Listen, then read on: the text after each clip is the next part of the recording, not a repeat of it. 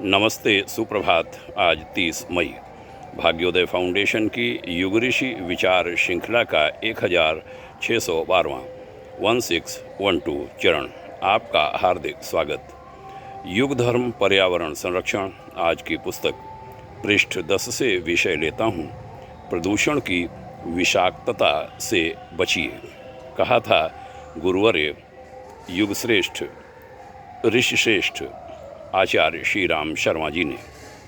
जल प्रदूषण की विषाक्तता की वजह से अपने देश को 200 अरब रुपए का नुकसान हर साल झेलना पड़ता है।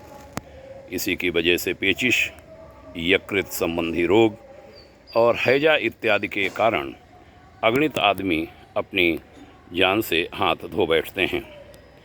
बीते बरस यानी सन 1987 में जितनी भी मौतें हुईं, उनमें से 60% का कारण जल प्रदूषण रहा है।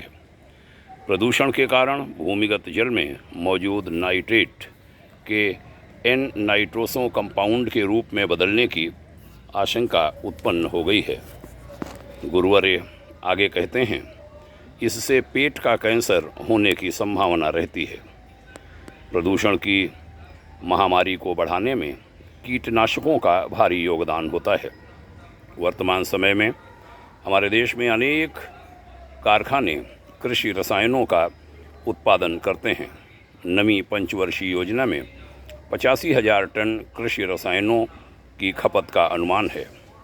हाल में किए गए अनुसंधान से ज्ञात हुआ है कि प्रतिवर्ष विश्व भर में कीटनाशकों के दुष्प्रभाव के कारण कम से कम 20,000 व्यक्ति असमय ही मौत का ग्रास बनते हैं और 20 लाख व्यक्ति हर साल जानलेवा रोगों का शिकार हो जाते हैं।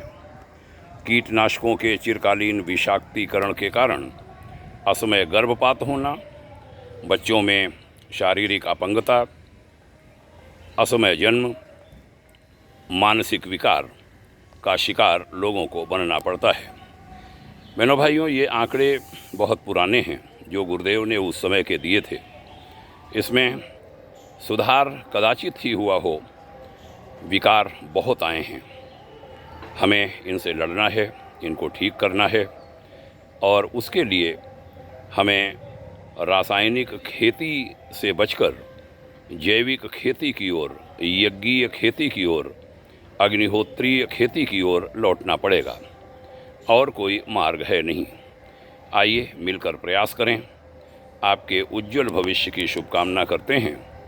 ओम शांति।